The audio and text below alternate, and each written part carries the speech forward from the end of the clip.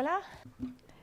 Hello, good afternoon, and good morning, because it's not just us here in this wonderful Telefónica building, Fundación Telefónica, the Telefónica Foundation building, but we are all over our Latin American region. And from here, from this space we're sharing, we are going to have a conversation and a meeting that is going to be very interesting, very diverse. And we're going to approach very interesting topics with three people that are here with me, three amazing people. Diana de Arias, CEO de Cedario, and we can't wait to listen to you. Alexandre Depreux, CEO,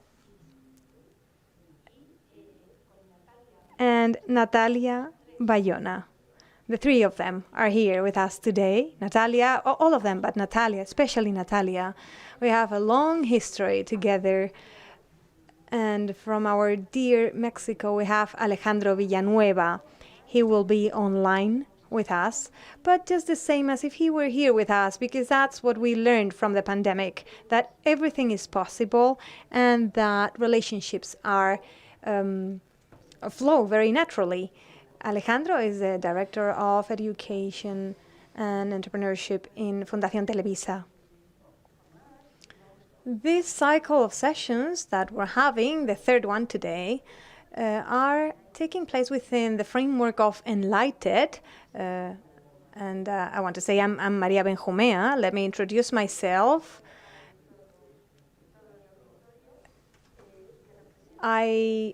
I represent Spain Startup and South Summit, and we wanted, me on behalf of all the organization, we wanted to organize this cycle of sessions, of meetings, to start warming up for the meeting, the big meeting we're going to have in 1921, because in a moment like this one, with so many transformations going on, it's important to do so. We're talking about technology, about talent, but there's something that is in our minds, which is key: education.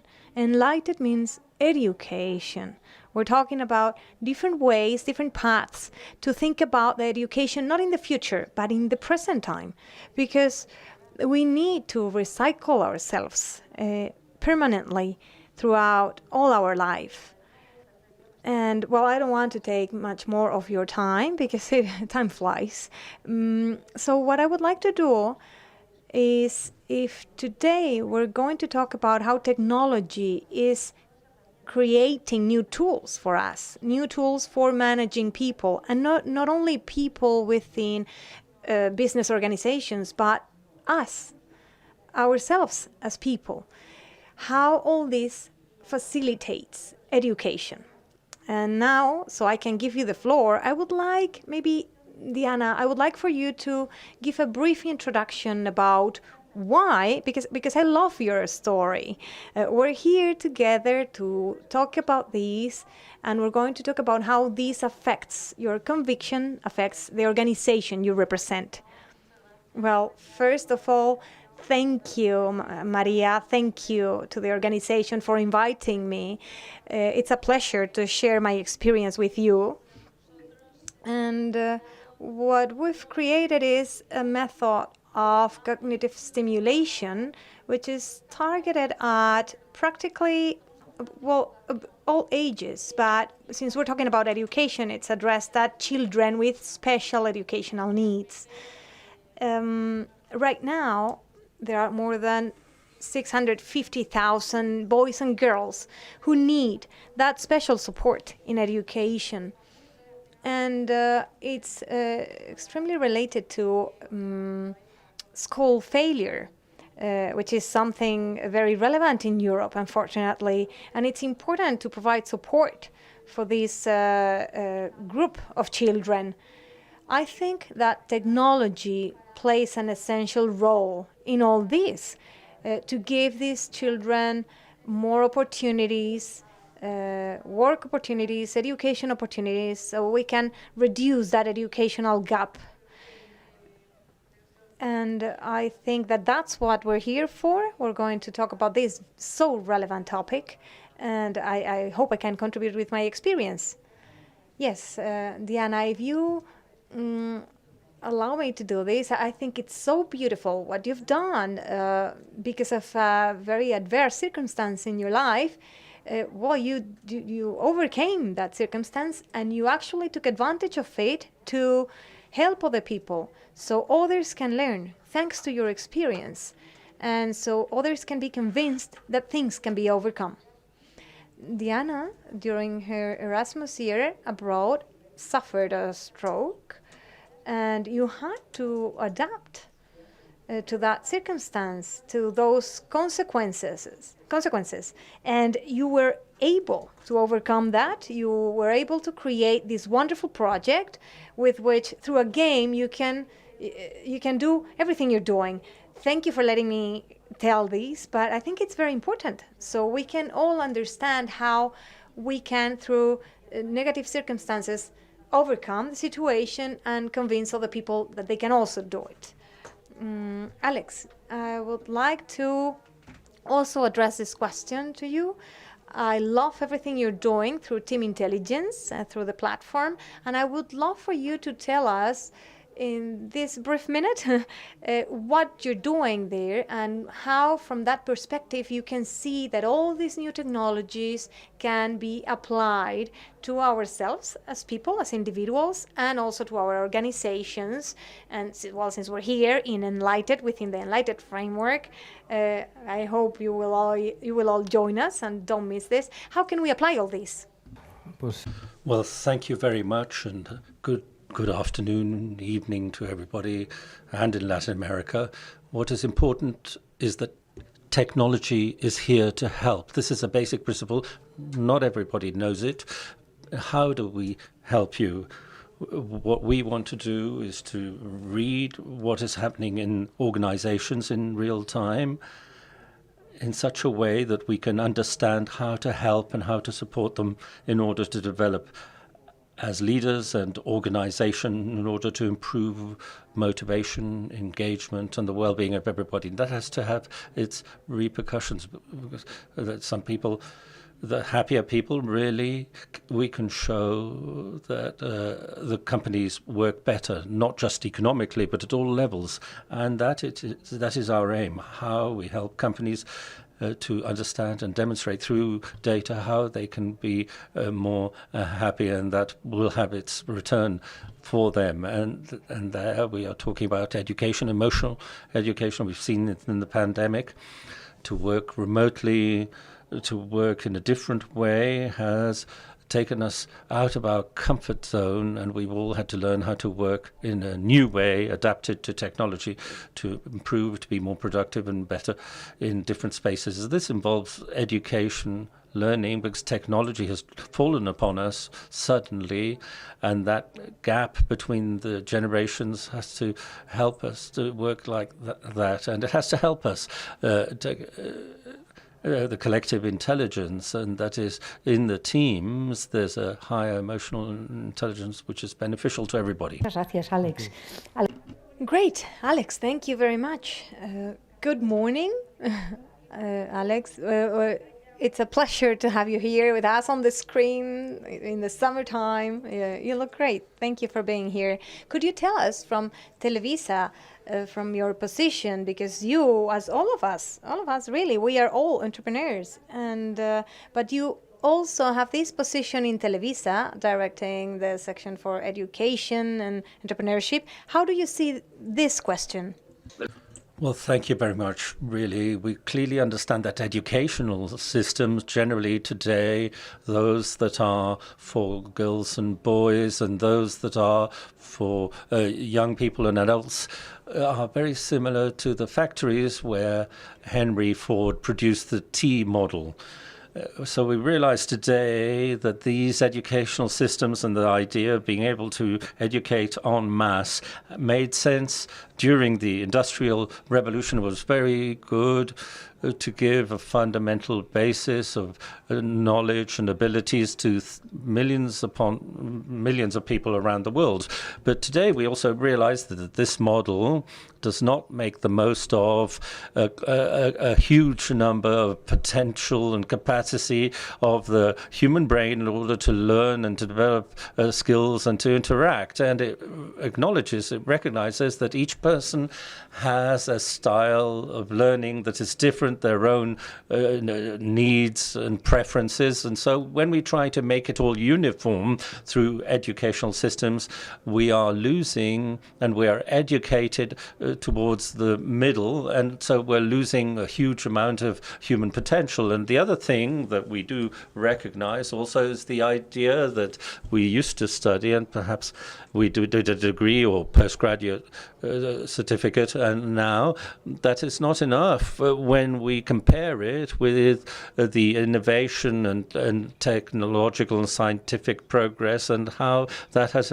implied in the transformation of the world, and how we realize how millions upon millions of people around the world are really in a very complex situation where their work is being automated and people are not continuing to develop their skills and abilities, acquiring the know-how which will make them able to make the most of that huge talent, because they've been left trapped in a package of abilities which may be useful in certain cases, but also they may be obsolete in other cases. So what we're trying to do in the foundation for 10 years now is not only to develop our own tools which will recognize these two situations, but also to work with entrepreneurs, women and men who are looking and seeking to innovate in many fields, including in education, in order to be able to ensure that not only girls and boys develop the abilities that they will need, but also that adults, that their mothers and fathers, and generally adults, can also have the skills and abilities that we need through the appropriate tools in order to be able to better interact and make the most of our potential. Thank you very much. And from Mexico, we go all the way to Colombia. As you can see, we have representatives from Latin America, from all the different places. We are here physically in Madrid in this wonderful space, but now we are going to give the floor to Natalia Bayona. I feel so close to her. She's a professional in administration issues, in international relations, extremely specialized in the world of tourism. I'm telling you, she's going to make big things in this sector. She's not only specialized in tourism, but in anything related to marketing, international relations, corporate social responsibility, and also in the interrelations between the public and private sectors. How do you see these, Natalia? How do you think that technology can offer us? Maria, it's a pleasure, it's an honor to be here in Spain, my home. Spain has been my home for 4 years and a half, and basically I could tell you a few things. First thing, tourism is the big employer for young people in the world. There's no other sector in the world offering work for young people as much as tourism. Many of the people working in tourism only have secondary studies. And from the World Tourism Organization, last year we had a survey, and more than 50% of people working in the tourism sector have a dream, which is becoming entrepreneurs.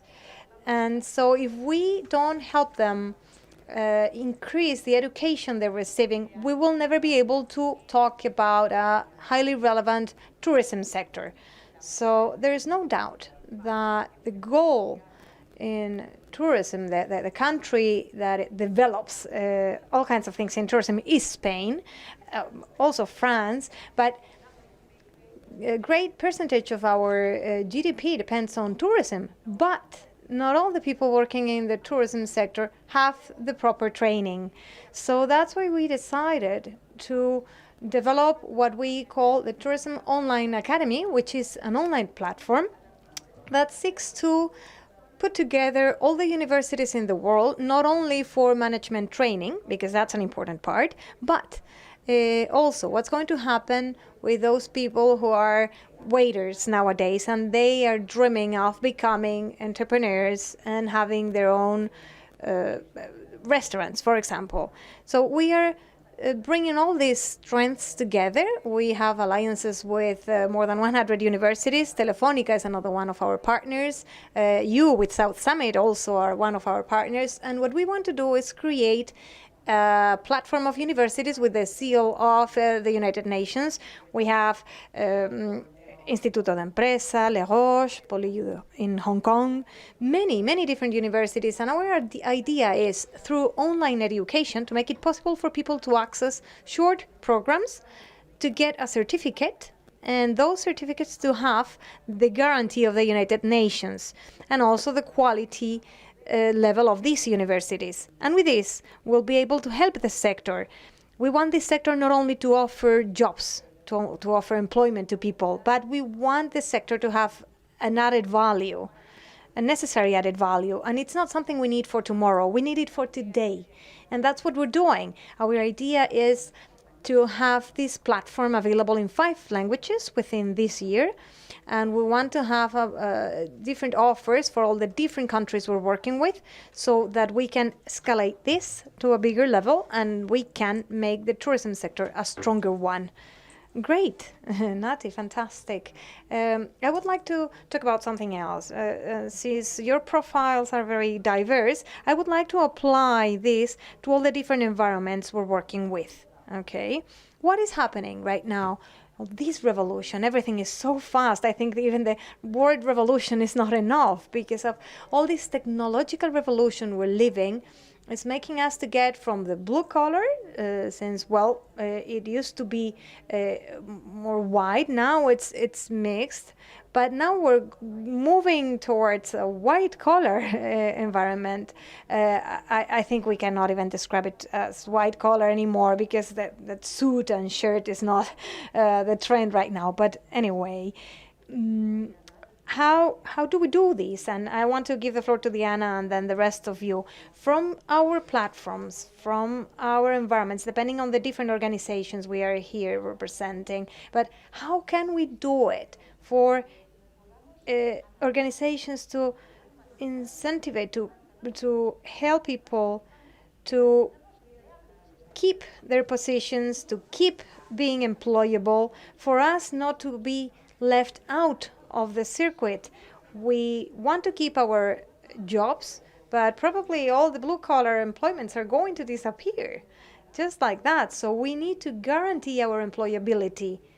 And how? How can we do that? That's what I want to hear from you. Well, that's a great question, but a complex one nonetheless. Technology is going so fast. It's faster than light. And also organizations, also companies, we are still receiving many conventional education that is becoming obsolete.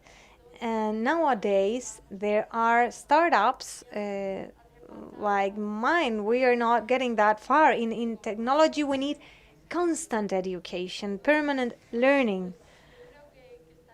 And I think that we just have to keep paying attention, open our eyes, and the organizations ourselves, we have to keep that education, that training aspect alive. It's so important. We need to keep training, educating the people that we have in our organizations. Not only, like she was saying, in technical aspects, not only a technical training, but also in other skills, other soft skills that are very important. And nowadays, I think that's what makes the difference.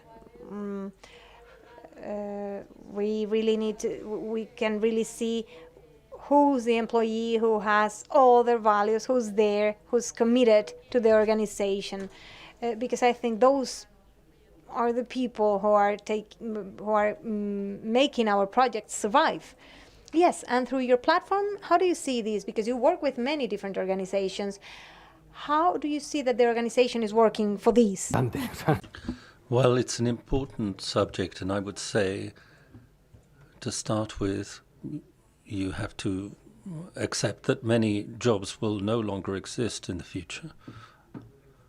and they'll be difficult to relocate because everything that can be automated will be automated by machines. So the type of work will be towards what you can contribute, and creativity. We're going to give more strength to the human being, and we're seeing this right now. You talked about a chain and robots that can replace the assembly chain. But a marketing director now, if he goes from B to C, for example, people with more experience are 30 years old. So right now, even the speed of the market, where and the difference between experience or not having experience, this technological change has to be absorbed. And I think it is very important here for companies to also value what each person contributes apart from their position, the experience in terms of management, in terms of motivation in team management, in leadership, in business ideas. So this is what we were saying before, to go from these more technical functions to more function to generate value. And then ultra specialization, that's the other side. The new workman is the IT person. It's difficult mentally, but it's also very mechanical. So the new laborer is technological, and there are many new jobs that are being created in that way, and we're seeing that we always need human beings. Technology doesn't substitute the human being, it accompanies them. And now human beings are getting more value and becoming stronger. I have somebody who was an economist. The salaries will be higher because the least qualified employment will disappear. That's the direction. And so I think also to work in the training, education of skills, soft skills, as was said before, is the part of making people evolve to other levels. And so perhaps there's a technological gap with people with experience will have less command of these tools, but they'll give us other very important skills. And that is the balance. We have to think that countries like France now are at the focus of diversity. And it's not just men and women or races, it's ages also. People of an age who offer an experience, a level of life, because the person who's had children and has grown as a person. And so they have a value that a young person who has a more technological knowledge, because we have to live together the two. But diverse teams work better. That has been shown by data, and the teams that have these two realities. But this is the adaptation, accepting that there are jobs that will disappear. That is sad. In Spain, I think this last year, there's a lot of factories were closed down, which employed a lot of people, which we won't recover. But they were generating new jobs and new opportunities, new job positions, and we have to be positive about it. And so if I have so many years of experience, I have all of these values that I can contribute to the company. And so to bring this back to education, people have been educated in a certain time, they have to be recycled a bit. But what we have to do is to focus education to the new world for young people. The educational system right now is not adapted to the new reality, and I think here the governments, and I'm encouraging governments to do this too, they have to be much quicker in this change, because we are going towards a new world and we have to really understand that. Well, the truth is that with these two contributions, and all of you listening from Latin America, I think both your words were fantastic. And what you said, no, how we can commit ourselves to these, providing learning. It's true that that positions are being destroyed, but we also have a huge employment demand. So we have to keep addressing this. But from your perspective, Alejandro, you've been in the foundation for some time. You represent a big communication group like Televisa.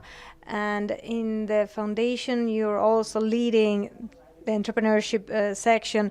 How can we do this? How can we work for these? How do you see the evolution of all these people? How are you living this context?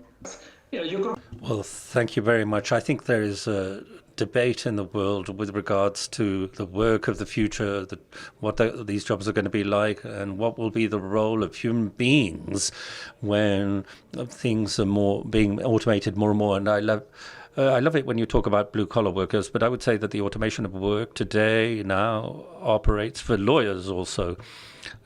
Contracts and documents are now generated by artificial intelligence, and it works in areas that are so critical, that seemed so creative, like generating a novel or an advertising campaign. So I think that therefore integrating machines is not, it's not that the factories will disappear, not like Pink Floyd where people almost changed to a dark place. No, machines will change all of the aspects of human life. And in that sense, what I think is more interesting is that how we are going to generate a new relationship of collaboration with machines. A very interesting example, I think, is Kasparov, a chess player, after losing with a machine, now is playing or has created a new format to play with chess supported by machines. So I play with my algorithm against you and your algorithm. And so there's a new relationship of cooperation. It's not me against the machine or the machine substituting me, but how do I integrate with the machine in order to be better?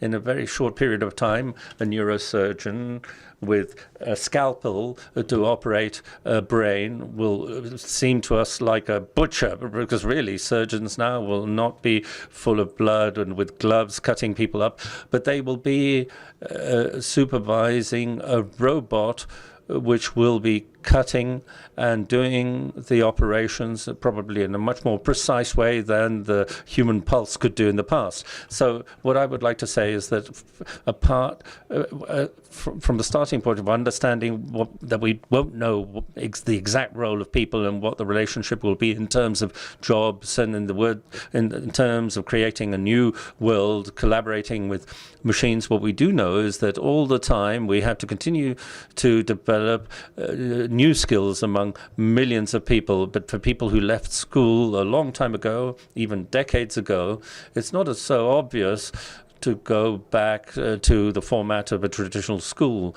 And so I think that following examples like Duolingo, where they have a large number of adults and children learning languages and making use of that kind of format, we've developed, for example, an application like Duolingo, but for people to learn basic computation principles, and for the mothers and fathers do not separate. And so there shouldn't be a gap with regards to the basic elements of the technology, so there shouldn't be that gap between the parents and the children. And my point is that to continue to develop skills is something that has to happen on a daily basis, and we'll see that through the screens with series, and we'll see it through leisure applications, but at the same time that teach us, and we'll see it through conversation groups where we'll have to acquire new skills. Yes, I totally agree with you. It's going to come to us as individuals, but not only that, we're going to get that from others, but we are also going to acquire it ourselves. Nati, along these same lines, it's amazing because technology is progressing so fast, and it's obvious that we all need to adapt to this. We need to adapt. Our organizations need to make it easier for us for that adaptation. But the truth is that I always try to offer some criticism, but a constructive one. And we all need to make our best to adapt. And how are we going to,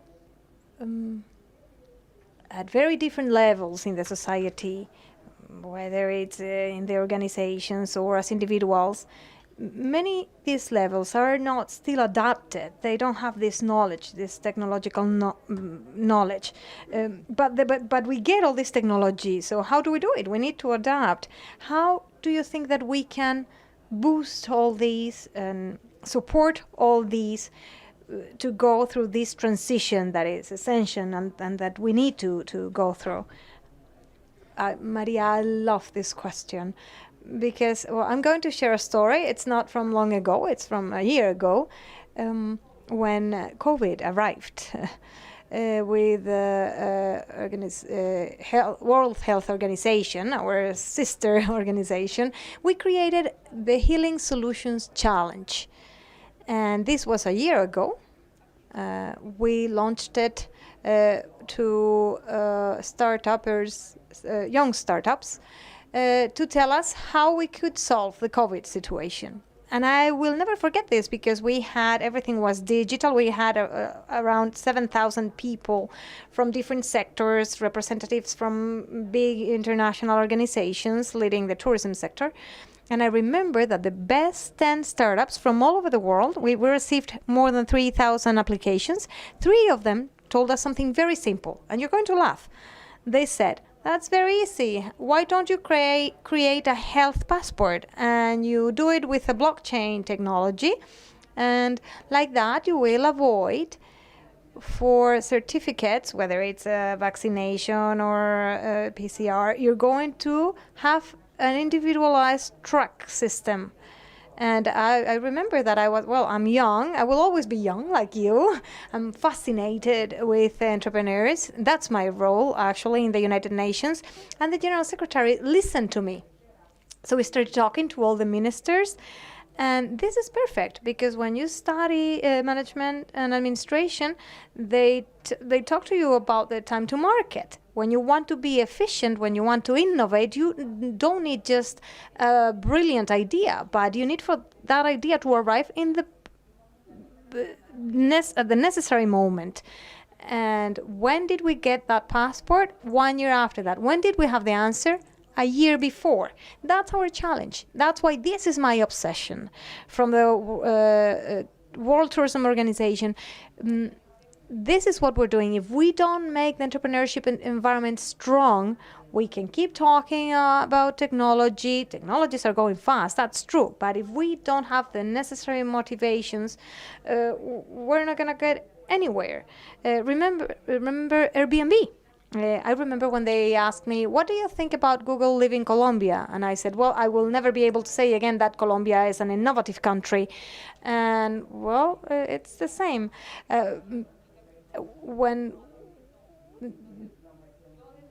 from my organization, from my representation in the United Nations, I see this very clear, and I'm not the only one. All the ministers, all the representatives, they see it.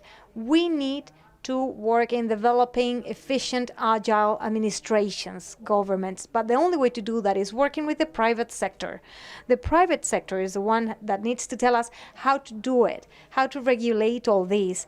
I just arrived after 1 month working in the Middle East, and I saw something, Maria, I don't know if you know, but for each hotel created in the Middle East, the government is the one creating the training, the necessary training for all the employees, from the CEO to the last waiter in the hotel, because they know how important that investment in the human resources is. So the only way to be agile is working with the private sector. That's it. And the second way to do this is giving the necessary motivation, the incentives that we need. We need to align all that. Otherwise, we will the same thing as it happened with Airbnb will happen. We will get the solutions a year after, and well, yes, 1 year after we are now functioning well, but I don't know if we're being efficient. Well, this is a roundtable with startup representatives because Nati is also an entrepreneur, and we are innovative. We are fast. So how can we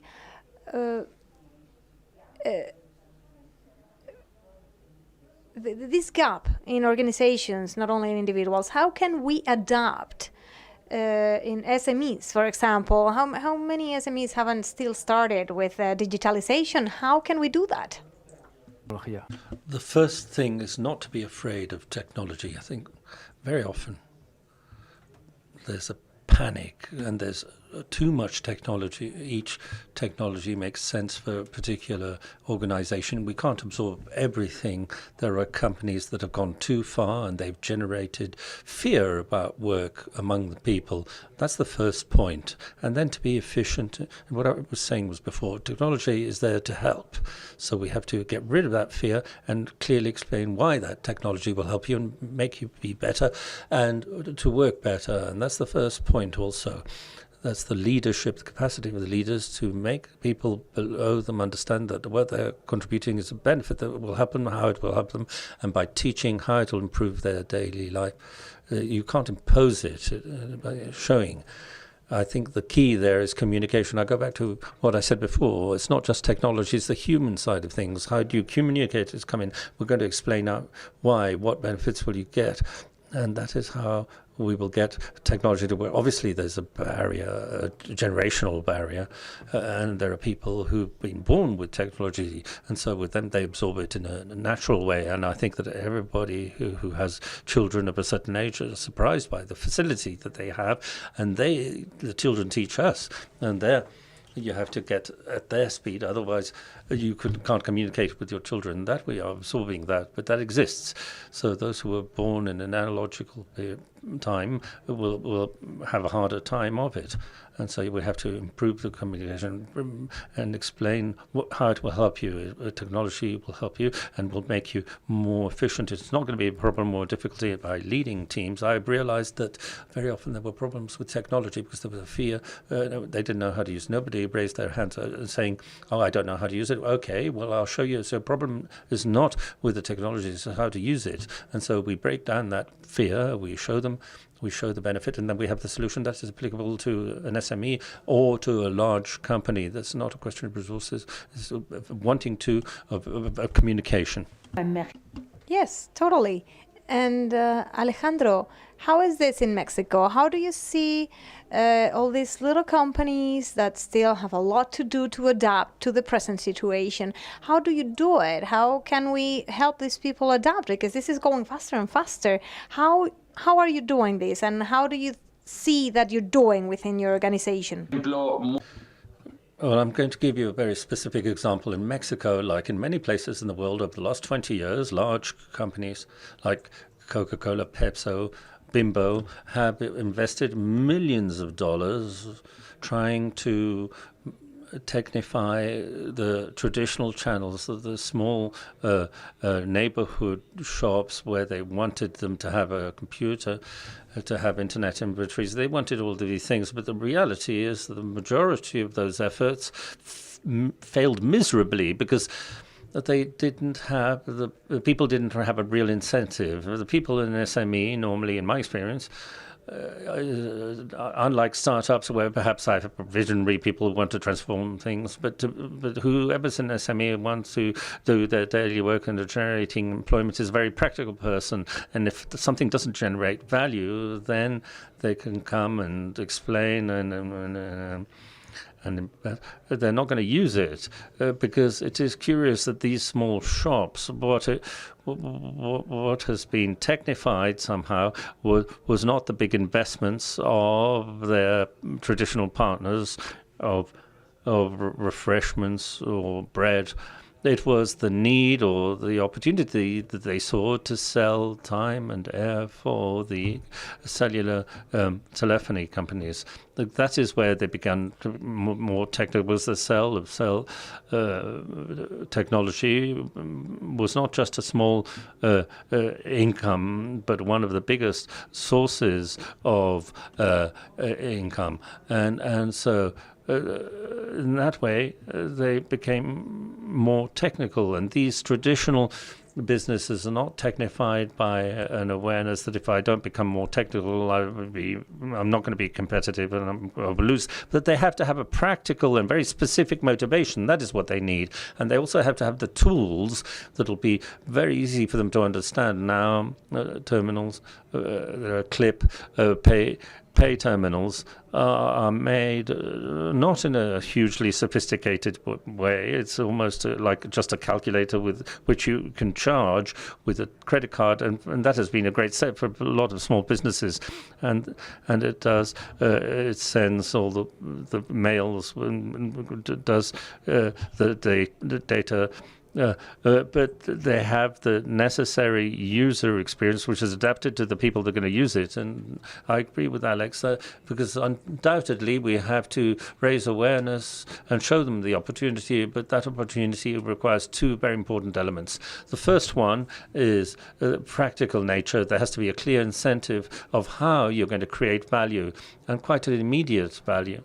Not in a year's time or 5 years' time. It has to be very immediate, because why is it worthwhile being in Google Maps? Why is it good to participate in a social network? And it's not a frenetic race, but in order so that people can find your business and find what you offer them. These small tools, and many of them are free nowadays, free of charge, have to generate a very specific value. And the second part is the user experience has to be designed for that profile person. We cannot think that those of us who love innovation, those of us who are looking for the latest application or software, or those of us talking about intelligence, artificial intelligence or blockchain, we can't think that everybody is just like us, because there are people who historically will go at a different pace, and it's also very fast, but it's also very practical and in the field with their feet on the ground. And the user experience for these people, when we try to bring in technology, not necessarily is that of a young 17-year-old. It is that of a 40-year-old or 50-year-old, 60-year-old who could benefit, but has to have something that will work very well. Banking by cell phones. Developed in Kenya do not have an incredible experience for smartphones and so forth. They have the simplest experience that I've seen in my life, and with that they've managed to integrate and to get millions of people banking in a very user-friendly way. This has been so enriching for me, all the wonderful things you're saying. And from your perspective as a social entrepreneur, and with everything we're talking about, how do you think that we are focusing in education? enlightED is education, as I said before. How do you think that we can work with all these people at an individual level? With all these people?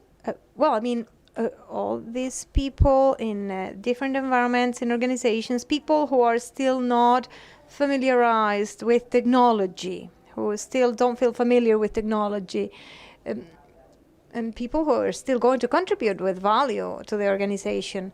Yes, well, from the point of view of startups with younger people, we are every day working at an amazingly fast pace. The truth is that for us it's easier in a way not to interact with technology, and it's easier to create those new ideas, like the example she mentioned. I think it's very important that the different organizations, public administrations, foundations, I think that it's important for all the agents in the environment to be connected, to listen to each other, because I've been in entrepreneurial contexts with young people who are very well trained, and they are generating new ideas constantly, all the time. Ideas that if we really have the path to do it possible, they can be taken all the way. For example, governments, administrations, it's very important for them to be listening to these. It's important for them to learn from this fast work we're doing. And the truth is that in this sense, people who may not have that fast work pace, it's important that they can also be involved, because teams, multidisciplinary teams, in organizations are the ones that help a lot. I think that's necessary. It's something that we need to have in the organization. In my case, I had the experience to be working with very young people, but also older people. And we have the ability to put all that knowledge together, the knowledge of people with a lot of experience, and take it to technology and make it start working. So I think that's why it's important for all of us to be connected, to work together. Well, and now I'm going to mention something else. It's very exciting for me. We've talked about it before, and nowadays life is getting longer and more because we're talking about maybe a life expectancy of 100 years, 150. Other people are saying that we're not even going to die. I don't believe that. I think we are born, we live, and we die. But it's true that life expectancy is increasing. And obviously that also means that we need to, that our professional career is also going to be longer.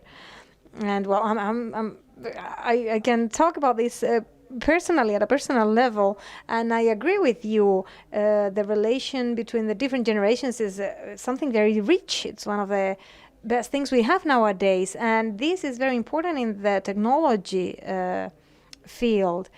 And we've been talking about skills, the skills, the contribution that we can have. And it's true that when you're older, you have a different perspective, you're more patient. So I want to ask you, how do you think, because I don't want to just say that this is the responsibility of organizations, but no, this is a roundtable based on education, but it's constituted by representatives from startups. So I want to ask you, how can we guarantee the continuity of our careers, and so we can still be in the working circuit? And I'm looking at you because you already talked about this a couple of times. And how can we also take these to organizations? Always tend to look at us as people, as individuals, but it's true that it also needs to be addressed at organizations. The first thing I'd like to say is that you're not old or young because of your age, but because of how you work. You can get out of your comfort zone by learning, and what we have to break away from the kinds of work where you do the same thing all the time and you get bored. So people have to work in a way where they're continuously developing and changing. That will be a self-education or self-training.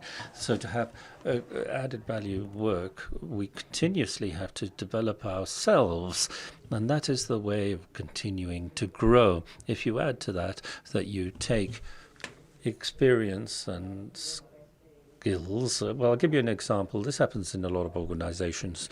In sales, the person who sells most ends up as a sales boss, a sales chief, but he hasn't learned how to be a boss and doesn't know how to lead people, and they often fail. And this great salesperson feels more comfortable selling because that is where he felt he was good. And that is the problem. How do you give somebody a responsibility if you don't help them to carry out that position, and that they can be happy doing that work with the right skills? And that is the big challenge, and that has to do with working individually. And with this continuous growth, it has to be very natural. What we have to avoid is sealed areas to doing the same with mechanical, repetitive jobs. We need movement. And with that movement, we will will reach much further. Perhaps you needn't work or live in the same place all the time or do the same function. You have to self-train, and companies have to support and develop people in that change. perhaps you can be as radical as saying you can't do the same thing for 3 years, more than 3 years. And particularly in countries where there's a high level of very consolidated companies or a lot of civil servants, public employees, this also begins by changing that mindset. I will tell you a story, what happened to me a couple of weeks ago, and really, this struck me. I saw a young person in a supermarket and had studied a career, was a cashier. It wasn't equivalent to his function, and I said, well, I took on this job because there's not much work around, but my goal is to be a civil servant because I'll do a job and I'll be stable. And I was, but you have the age to be able to evolve and to try to do things to try and change lives and to evolve. And this really frightened me because what are we doing in education for this to happen? We have to change that. We have to push everybody to change, to develop, to move, to change place, and all of these things. And with this mindset, there won't be a problem. Everybody will find their place. I love it. I love it. Just find new challenges, right? En crecer. Yes, we have to help people to grow, and then there'll be room for everything. And we realize that. I'm sure we've known somebody who's age 70 and who's full of energy and fills our lives and has given us a lesson on how to face things. And then there are people with age 40 or 30 who falling asleep virtually. So it's not a question of age, it's a question of education. That is where the companies have to invest. Nati? Yes, and from governments, Nati, because this is a double perspective. I think Diana and you both are the same age approximately, but as you said before, it's not the same like getting old in age. I can keep growing old, but I can still feel young, right? I mean, you are part of government organizations, so how do you see these? We're talking about education. How do we address governments about these? And Maria, well, I'm blessed actually because I work in the economic sector that is the most humane one in a way. Before the pandemic, there used to be 5,000 million tourists in the world. So, what is the magic of working in the tourism sector?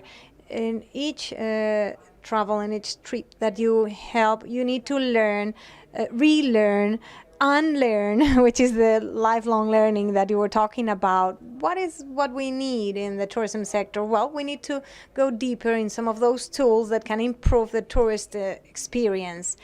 In the government, what do I believe? Well, just today, before coming here, I was having a conversation and they were telling me, it's so great, it's so exciting for you to be a civil servant in the UN. And I said, why? And I thought they were going to say, well, because you'll save the world, all that kind of things. And they told me, no, because you'll have a safe position for life, a safe job for life.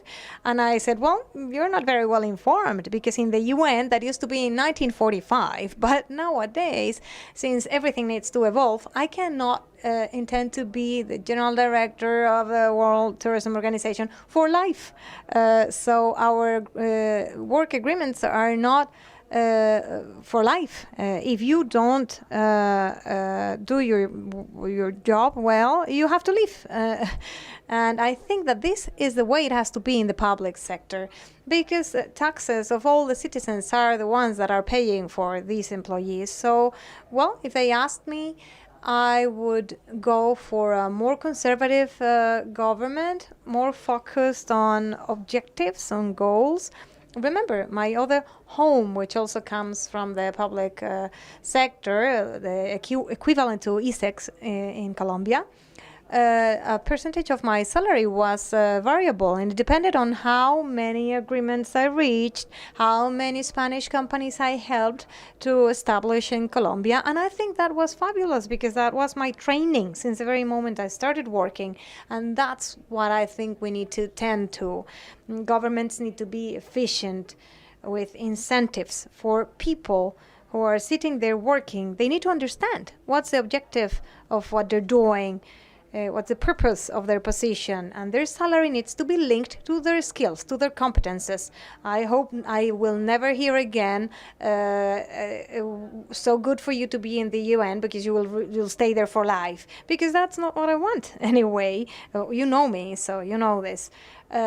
And we're seeing this more and more. Young people don't want that. Young people want to have different experiences, move to one place to the other, and I think we have to translate that not only in governments, but also not only in companies, but also to the government. Yes, and well, after the situation we've lived in these 2 years, a long year. It brought a concept that we weren't paying too much attention to. It was not very well integrated, but we've all interiorized this, which is distance working, working from home. We've already just taken that in. We've seen it everywhere in all kinds of organizations, and we saw many opportunities in these. It's true that there are many positive aspects, but it's also true that it can take you to the other side. It can be negative for productivity. And we are here in enlightED in this event. We're talking about education. We are seeing how we can adapt to the new ways of education in this context. And from your vision, Alejandro, from your perspective, what do you see? How can all this evolve? How can we, from organizations and from ourselves, how can we understand that distance working is actually a tool, a very competitive tool, and we cannot let it lead to a lack of motivation? Because we will talk about this later, which I also think is very interesting. How do you see this context? How do you think that from education and from entrepreneurship, from our innovation, capacity to innovate, how can we contribute for distance working to be a good tool, a positive tool, and for us to find the necessary balance between face-to-face activity and remote activity?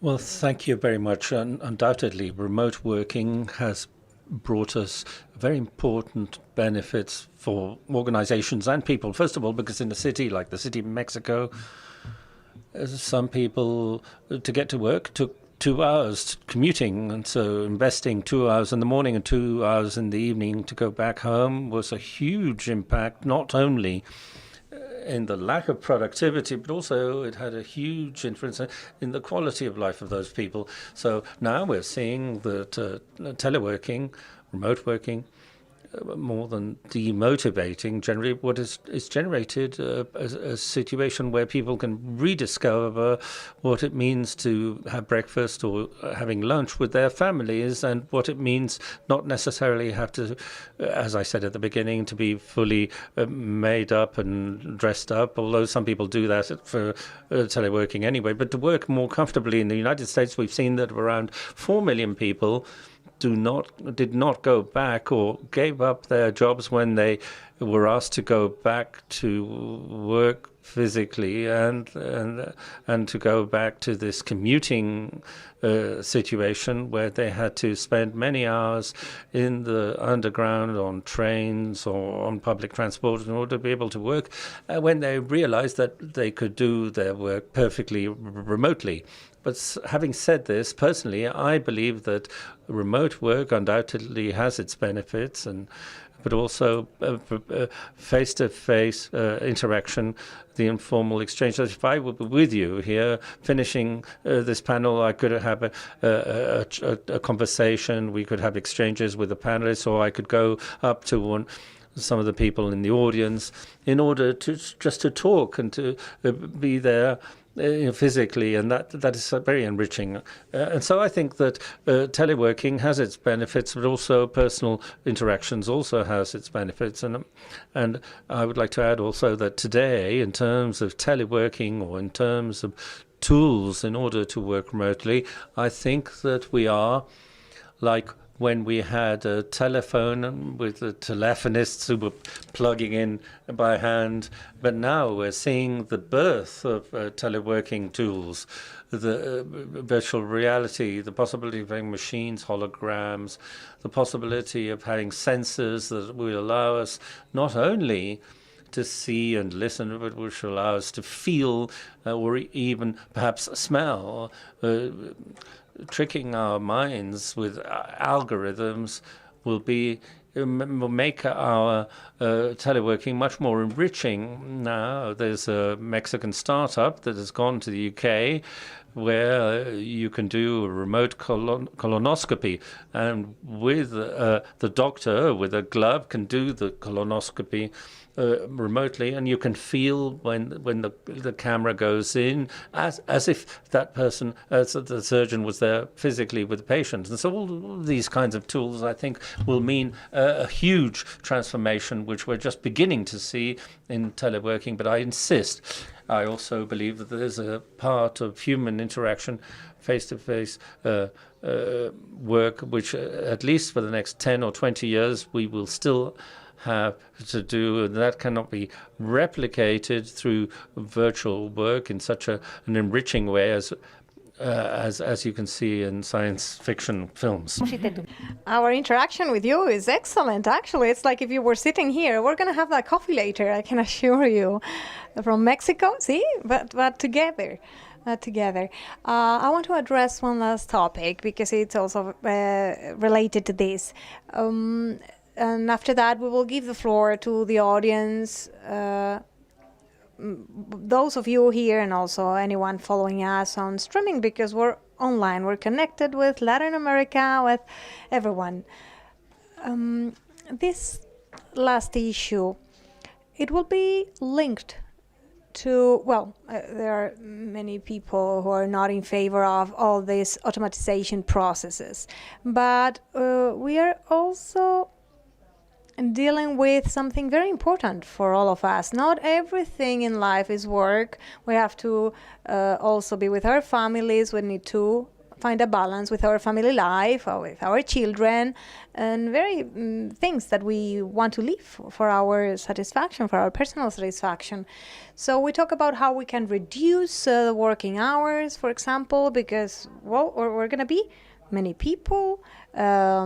Population is going to increase, and also the needs of the population. Alex, you said this, technology, machines are not substituting us, right?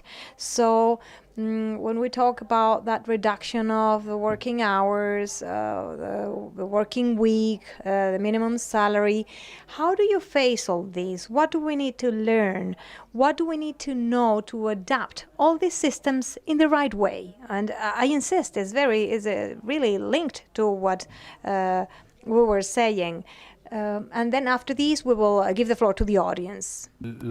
Well, I would like to say that, first of all, teleworking is a new paradigm, a new way of working, and we've demonstrated that we are not ready for that yet. So there's still time needed to evolve to be able to work with projects or particular methodologies in an efficient way, because it's a very different way to work, where more technological sectors, engineers are more used to it because they've been doing this for more than 10 years now, but many other types of trainings are not ready. And so that's the first thing. To get to this new productive model, we have to be much more efficient. We have to be able to work better. And this requires some time.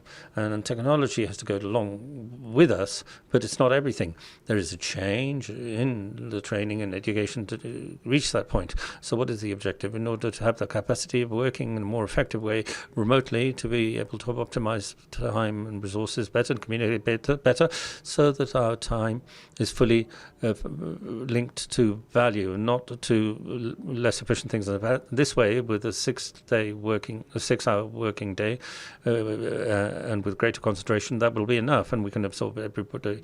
So we're a long way from that, because now with teleworking, we're working more. But since I'm really worse organized, I do more meetings, I begin earlier and I work later, so I haven't really managed to adapt. But we all have to adapt to this, and this is the future. It's a new way of working, and it requires some time. And with that, we will reduce the working hours in a day. Yes, I totally agree. We have time for a couple of questions. Anyone in the room, in the audience? Oh, sorry. Do you want me to move away? Well, I wanted to talk about automation because this is an inevitable process, but the problem is not automation because it would allow many people to change to a more interesting job. But I think the problem is the transition, that period when there's a lot of people who lose their job because the process is being automated and until they can adapt to the new job position. So it's a temporary problem, but I think it'll be a significant problem nevertheless. That is what I want to mention. And the question of automation, which is a problem, which is a serious social problem and temporary, but there's no doubt that there will be a problem of the adaptation period. And then I think it is the start-upper, as you call her, who said it, the lack of adaptation of universities to the reality of work. That's incredible. That's a very serious problem. Why doesn't education adapt fast enough to what the companies need and to the progress that is existing? So there are companies that are making universities and ad hoc programs. So they're doing specific trainings for those companies because they don't have what the market needs in the university. So you need that speed and agility in the public domain to respond to the needs. Thank you very much. Well, any of you, if you want to answer. No, yes, I totally agree with what he was saying because recently I worked in something related to this because we were searching for specific training programs that were updated. And we didn't find them. We didn't find them in conventional education.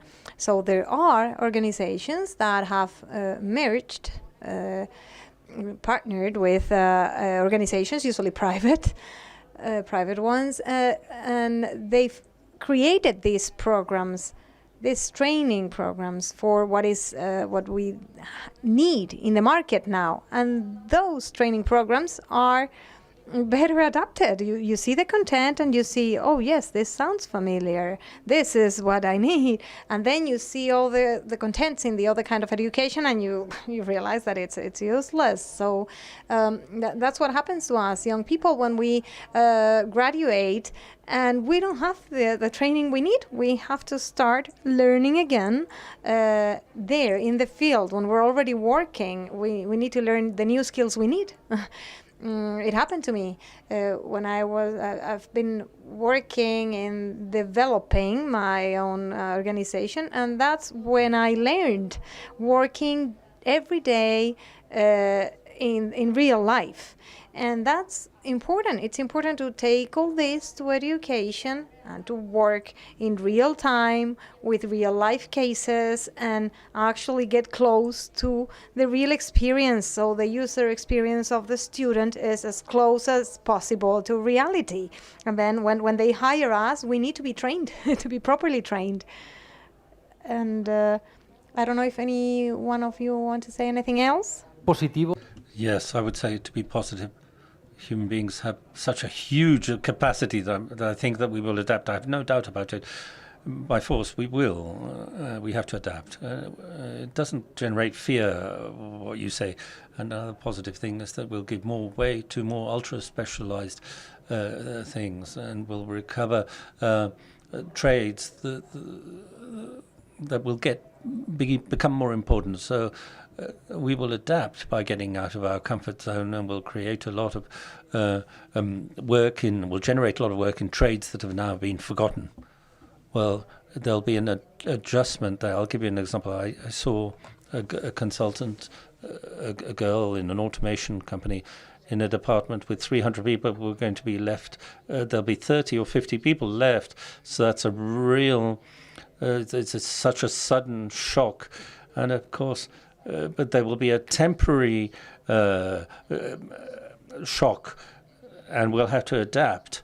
And I don't know the system. We'll have to accept that there will be, as I said before, there will be a type of work that will be not very replaceable. This is a price to pay for this change. Pregunta. We have time for one last question. Anyone in the audience? Great. We can't wait to hear you. Hola. Sí. Hello. Well, starting from the point that the government has a very important role in developing education and how we will face these new technologies, I would like to know your experience, and Alejandro in Mexico and Diana, you particularly, if we have a starting point which is uniform, because I think the governments are very different in different regions, and it's not the same to have a government in Europe or in Spain or in Asia or Latin America particularly. If we don't start off from an unequal base of opportunities, knowing prospects. Yes, of course. Well, yes, of course. Hace poco escribí mis colegas. Yes, of course. We're not sharing the same starting point. I was writing an article last week for the Inside magazine about how to create a CV in tourism. I'm going to give you the example in my field of expertise, which is tourism. In many countries in the world depend on tourism to live. And how many subjects I saw in this when developing this study program in tourism, how many of those subjects are, how many subjects I studied dedicated to tourism, how many I saw specially focused in tourism? None.